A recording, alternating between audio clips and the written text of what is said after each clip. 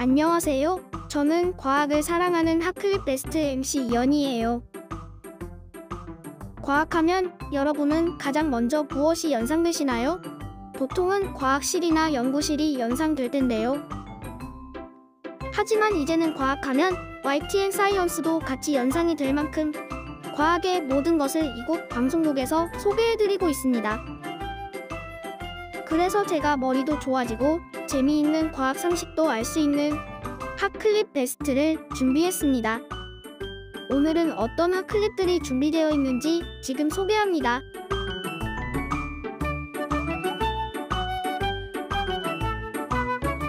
사찰의 공양을 준비하는 이곳에서는 점심 준비가 한창입니다.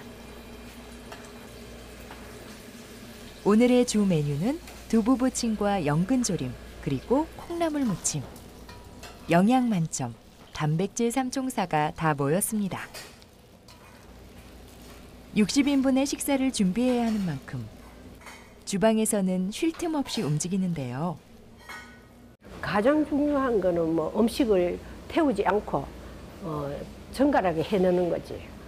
혹시 마음가짐이나 마음가짐도 모든 분들이 여기는 템플과 모든 외국 분들이 많이 오시니까 정성을 들여서 하고 있습니다.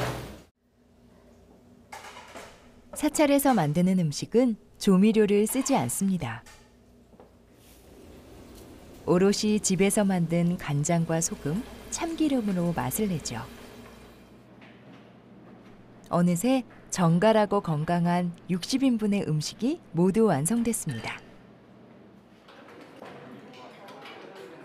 오전 일과를 마친 사람들로 어느새 시끌벅적해진 공양실.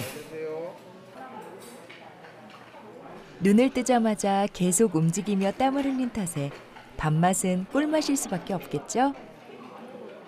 호박 같은 것도 원래는 안 먹는데 처음 먹었거든요, 거의. 근데 좀 편견이 사라진 것 같아요. 맛있게 잘 먹었어요. 고기가 없어도 한 끼가 이렇게 맛있을 수 있구나 느꼈습니다. 여기 밥맛은 항상 맛있어. 항상 맛있는 것 같아요. 딱 제 체질. 아쉽지만 골굴사에서의 마지막 공양은 이것으로 마무리됐습니다.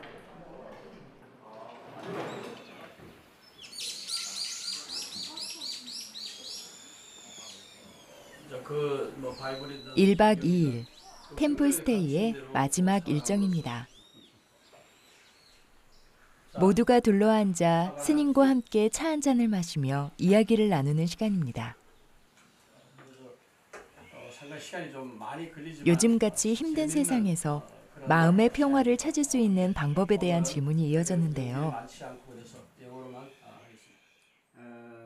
스님의 답변이 궁금합니다.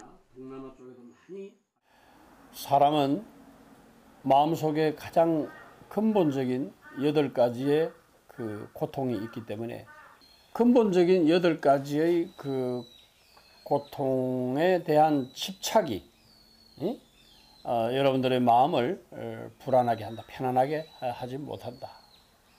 그러면 어떻게 해야 마음의 평화를 얻을 수가 있는가? 그 집착을 내려놓아야 된다. 요가와 명상.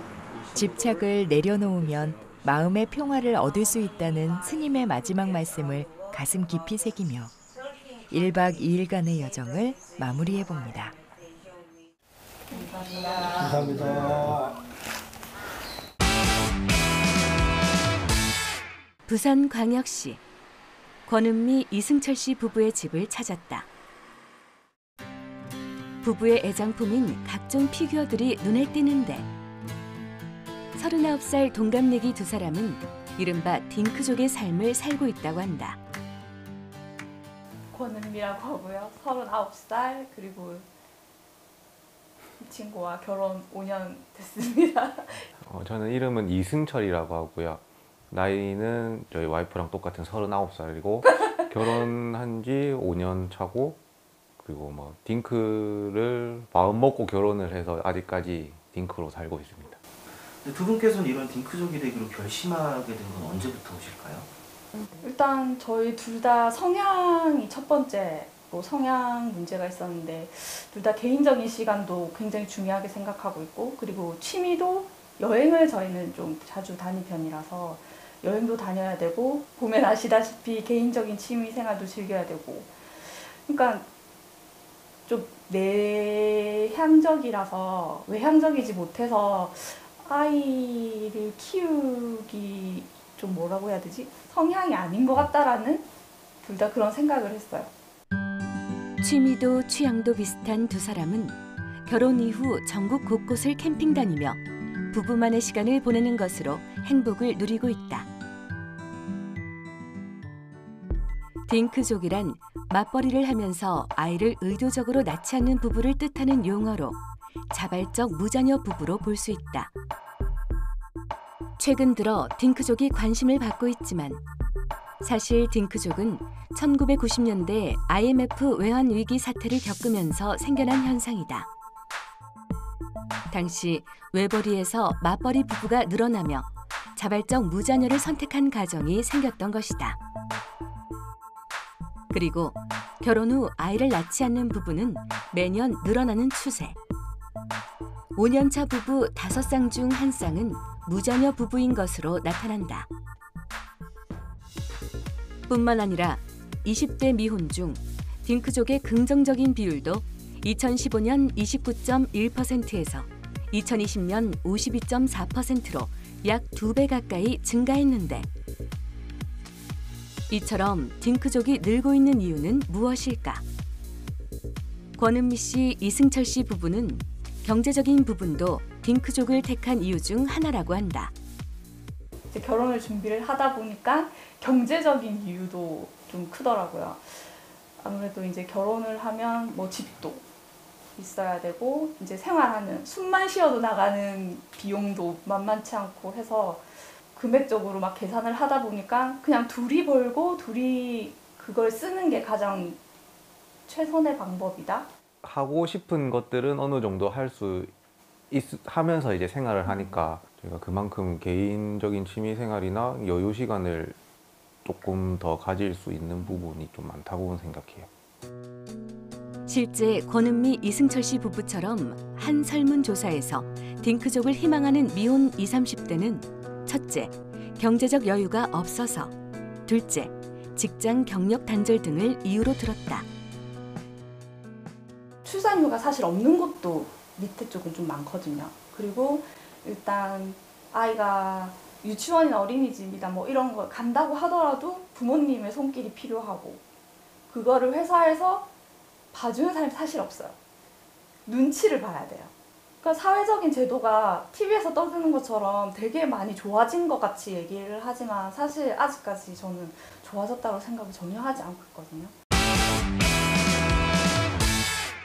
누리호로 쏘아올린 성능검증 위성에서 큐브 위성들이 모두 성공적으로 사출됐습니다. 지난 21일 누리호 2차 발사가 성공적으로 이루어졌는데요. 누리호에는 성능검증 위성이 실려 있었고 그 안에는 4개 대학에서 개발한 큐브 위성이 들어있었습니다. 지난 29일 새벽부터 이 큐브 위성들이 성능검증 위성에서 하나씩 사출되며 지상과 통신하는 작업이 이루어졌는데요. 4개의 큐브 위성은 각기 다른 미션을 가지고 있습니다. 주선대의 스텝큐브2는 전자광학 카메라로 지구의 열 변화를 관찰하고요. 서울대의 스누글라이트2는 GPS로 대기 현상을 관찰. 카이스트의 랑데브는 초분광 카메라로 바다를 관찰하죠. 마지막으로 연세대의 미머는 카메라로 미세먼지 오염 분포를 관찰하는 임무를 띠고 있습니다. 아쉽게도 4개의 큐브 위성 중 2개만 지상과의 교신에 성공한 상황인데요. 하지만 우주 공간에서 큐브 위성을 사출하는 방식은 세계 최초로 시도되는 것이었고 이번 성공을 계기로 위성을 보낼 수 있는 기술이 확보됐다는 것은 큰 의미가 있습니다. 누리호 발사로 우주 발사체 기술과 위성 기술까지 확보한 우리나라. 앞으로도 우주를 향한 도전은 계속됩니다. 쭉! 계속 이름을 불러주면 친해진다가 이게 무슨 말씀일까요?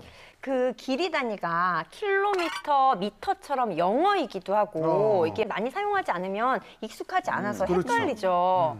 그래서 길이의 단위가 입에 붙도록 빠르게 말하기 활동을 이제 하라는 거예요. 그러니까 예를 들어서 정확한 발음으로 킬로미터를 5초 안에 5번 외치기. 킬로미터. 그런 겁니다. 정확하게 말하려다가 눈을 부릅뜨고 이제 실수를 많이 하면서 웃고 또 이제 계속 외치다 보니까 입에 붙어서 짧은 시간에 그 길이 단위가 굉장히 친숙하게 느껴지도록 했습니다. 야, 발음 연습하듯이. 네. 아, 친해지도록. 그럼 이것도 직접 하고 오신 거예요? 그럼요. 그리고 길이의 단위와 관련된 비교 대상들을 다양하게 해서 길이에 관심을 갖도록 얘기해줬습니다. 네. 뭐 예를 들면 네. 어른 독수리가 날개를 활짝 피면 그 길이가 10,000원짜리 13장을 나란히 붙인 길이와 같대. 또는 어른 코끼리의 코는 땅콩 콧줄이 42개 정도를 연결한 길이랑 같대. 뭐 이런 얘기들을 해주면서 이렇게 호기심을 이끈 거죠. 이런 거를 다 알려주셨는데. 그랬는데 또 편집이 되거든요. 엄마만 감동을 느끼시고. 야, 이게 시청자들이 못 보시는데.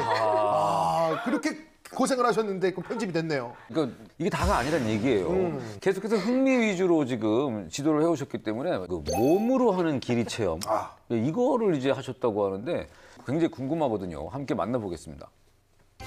지금부터 병뚜껑 발차기 대회를 하겠습니다. 너무 좋아요. 너무 좋아한다고? 우리가 먼저 길이를 잴 거예요. 그래서 일정한 길이를 딱 정해놓은 다음에 병뚜껑을 출발점에 두고 발차기를 해서 그 병뚜껑이 가장 그 목표 길이에 가깝게 간 사람이 이기는 거예요. 재밌겠는데요? 200cm 할까? 같이 출발점을 정하고요. 이렇게 줄자를 대서 이제 목표 길이만큼 표시를 했습니다. 출발점에 두고 자, 아자.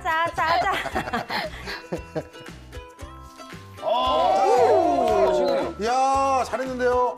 시작. 응? 어떻게 됐지? 어디 갔어? 200cm 넘었어. 훨씬 넘었어. 너무 세게 찼어요. 너무 의욕이 넘쳤어요. 아니 선생님 좀 져주고 그러셔야지 선생님. 정말. 자, 그러면 얼만큼 가까이 갔는지 길이 재볼까? 주위에 와서 봐봐. 180cm. 야, 이게 200cm니까 20cm밖에 차이가 안 난 거야. 게임을 할 때 이제 그냥 하면 안 되고 200cm는 2m죠. 이런 식으로 이제 꼭 단위를 변환해서 이야기를 하고 비슷한 위치에 병뚜껑이 떨어졌으면 직접 자로 재어보고 20cm, 3mm 이런 식으로 꼭 표현하는 과정을 거치면 좋죠. 야, 지금 계속 하고 있네요. 이번에 손으로? 손으로도 하고 자로도 치고요. 같이 동시에 해볼까? 하나, 둘, 셋 하면 하나, 둘, 셋! 우와. 이거 애매한데? 아니 복잡한 교구가 필요한 게 아니니까 그냥 뭐 길이를 잴 수 있는 줄자만 있으면 금방 할 수 있는데 스릴 있잖아요. 그렇죠. 긴장감이 있단 말이죠. 저기다가 가깝게 가야 되는데 그리고 이제 승부욕. 내가 더 잘 가깝게 붙여야 되는데 이런 맞아요. 말 그대로 놀이하듯이 뭐 스포츠 하듯이 할 수 있는 그런 좋은 활동인 것 같네요. 예. 맞습니다. 주희 같은 경우는요. 태권도 사범님이 장래 희망이라고 하더라고요. 그래요? 그래서 병뚜껑 레이스를 할 때 태권도 발차기를 연결해서 발차기로? 병뚜껑 발차기 대회로 바꾼 거예요. 그래서 너무 멀리 가려버린 거구나. 네. 그래서 있는 발차기. 예. 아이의 이렇게 관심사에 맞춰서 게임을 조금씩 이제 변형해서 해보시면 아이가 힘들어하던 부분에서 스스로 흥미를 찾을 수 있게 됩니다. 어떠셨어요? 흥미로운 내용들이 많이 있었나요? 여기서 끝이 아닙니다. 재미있고 알찬 핫클립 베스트 이어서 보겠습니다.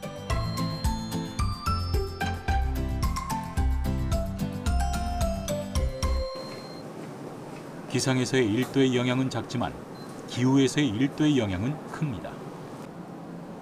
해수면도 마찬가지죠.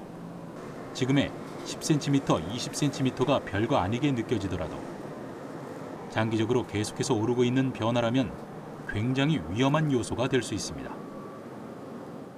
과거랑 똑같은 태풍이 오더라도 이제는 침수 피해 규모도 당연히 훨씬 더 커질 수밖에 없는 거고 과거에는 100년에 한 번, 10년에 한 번 벌어질 만한 극단적인 피해가 앞으로는 매년 찾아올 수도 있는 환경으로 바뀔 수 있습니다. 평균 해수면이 올라가면서 약간의 평균 상태가 수심이 조금씩 달라지고 있는 그런 것만 해도 파랑의 어떤 전파라든가 이런 것 특성도 달라지게 되고 파의 전파 방향, 전파 특성 이런 것들이 달라지게 되면 해안가의 방파제부터 시작해서 여러 가지 우리가 파랑에 대비해서 해놓은 것들도 다 바꾸지 않으면 많은 피해를 입게 될 수밖에 없고요. 그래서 이게 단순히 그냥 침수 조금 되는 그런 문제가 아니라는 것이죠. 우리나라 주변 해역에서도 바닷물 수온이 급상승할 우려가 있는 상황입니다. 어쩌면 지역적 수온 임계점을 넘어섰는지도 모릅니다. 한국해양과학기술원에서는 해수면 상승과 바닷물 수온 변화에 대한 심층적 연구가 이루어지고 있습니다.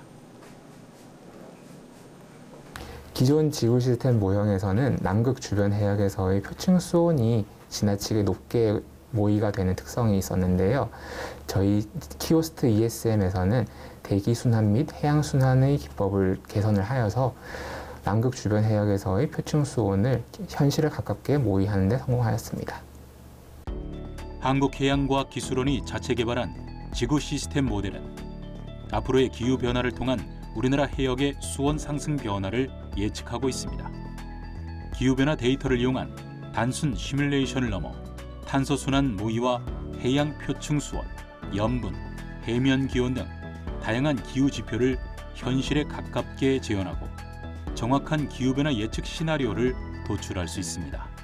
과거의 기후변화를 우리가 연구할 때 대기의 어떤 그런 순환이라든가 대기의 화학적인 조성만 잘 우리가 고려를 하면 지구의 기후를 알 수 있다고 생각을 했는데 실제로는 그 지구 표면의 약 3분의 2 또는 70%를 차지하고 있는 바다가 지구 전체의 기후를 조절하는 중요한 기후 조절자로서 부각이 됐고 실제로 그런 부분들을 기후 모델이라는 걸 만들기 시작을 하면서 해양과 대기의 상호작용을 결합한 그런 모형으로 이제 시작을 했었습니다.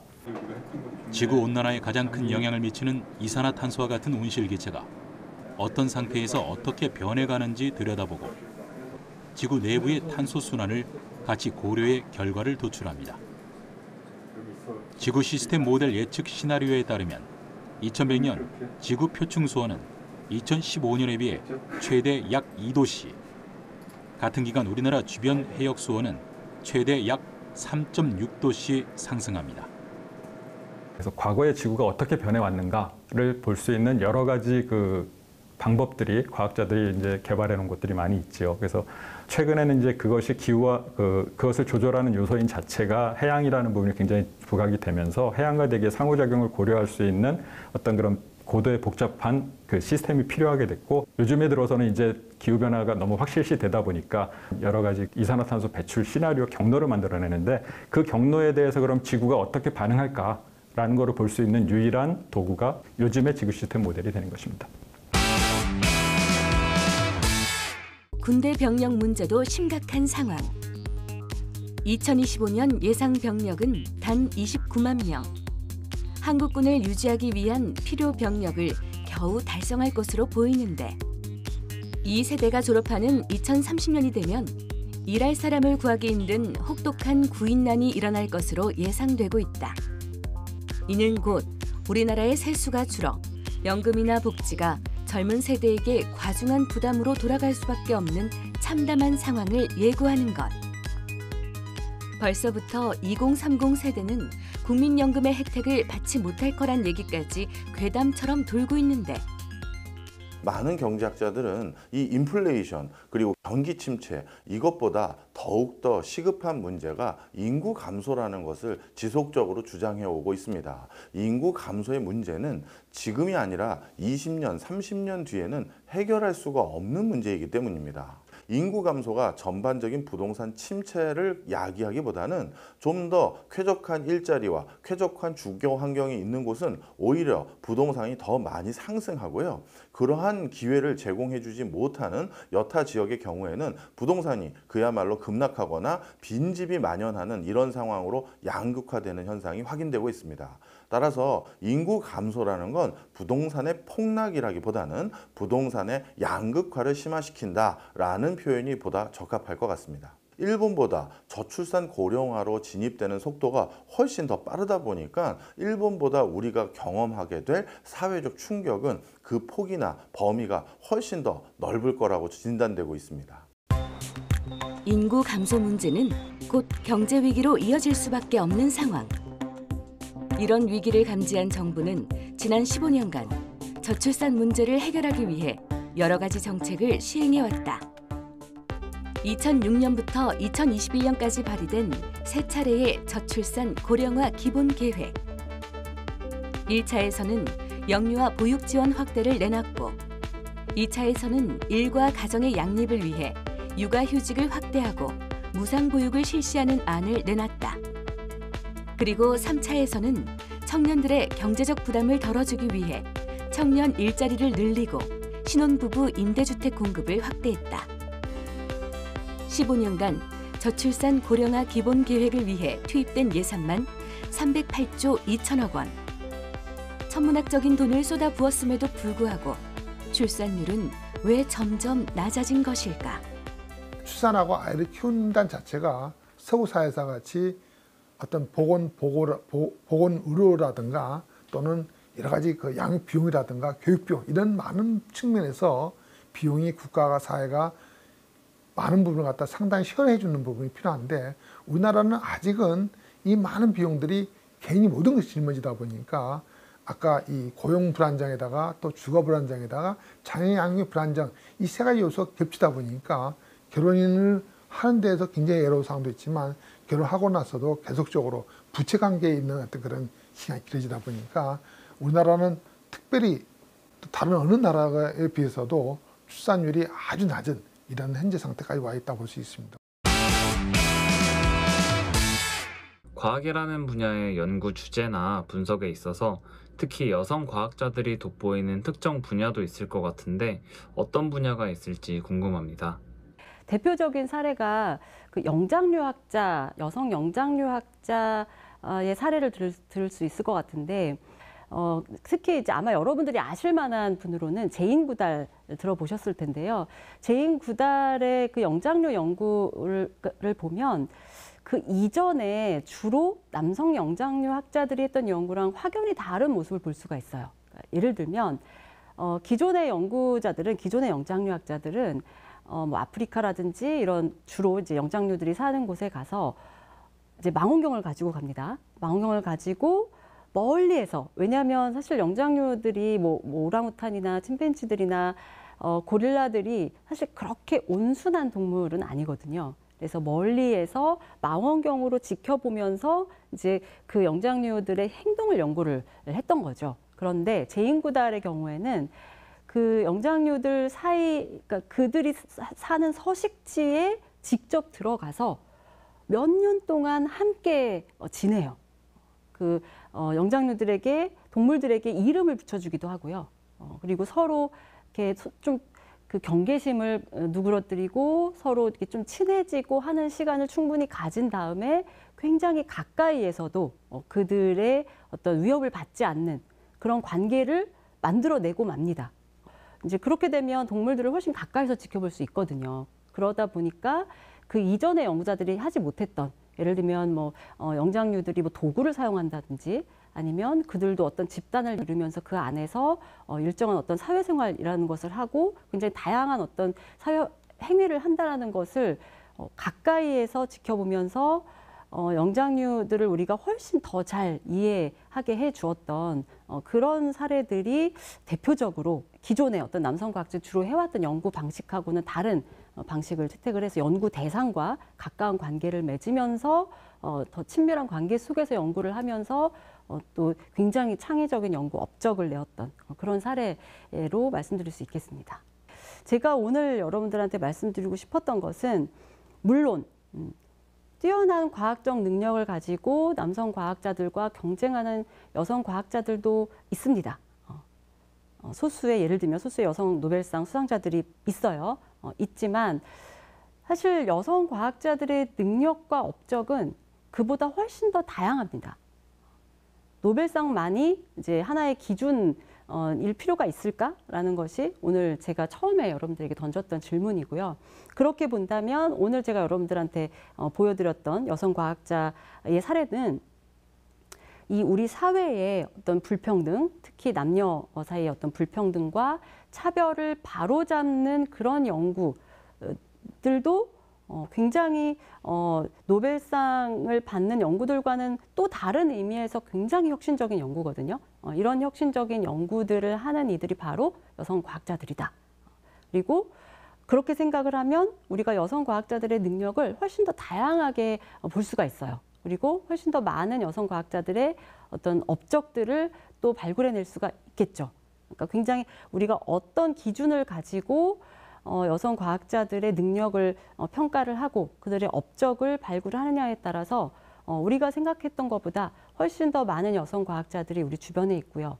그 여성 과학자들이 굉장히 다양하고 또 뛰어난 아주 탁월한 연구 능력을 가지고 있다. 그리고 그들이 수행하는 연구는 과학기술을 혁신하는 것을 넘어서서 사회까지 혁신할 수 있는 그런 가능성을 가진 연구들을 했다라고 또 볼 수 있습니다.